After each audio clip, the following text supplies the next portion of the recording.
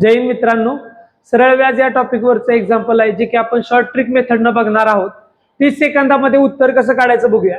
काय सांगितलंय, दोन वेगवेगळ्या बँकांतून प्रत्येकी 12,000 रुपये मुद्दलावर 3 वर्ष मुदतीत मिळणाऱ्या सरळ व्याजातील फरक किती. आता इथं सरळ व्याजातला फरक दिलाय, लक्षात घ्या. मग ह्याच्यात व्याजाला व्याजाबरोबर कम्पेअर करा.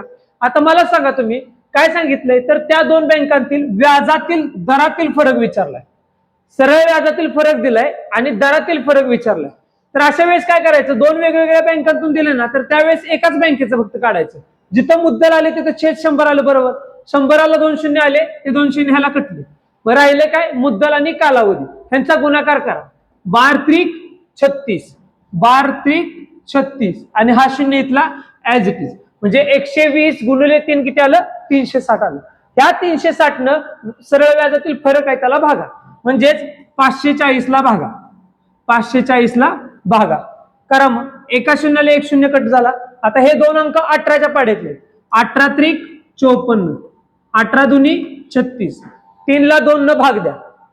बे के बे, एक राहिला, पॉईंट दिला, शून्य दिला, बे पंचे 10. तर त्यांच्या व्याजातील फरक, दरातील फरक किती आला, 1.5%. Option number 2. किती वेळ लागला.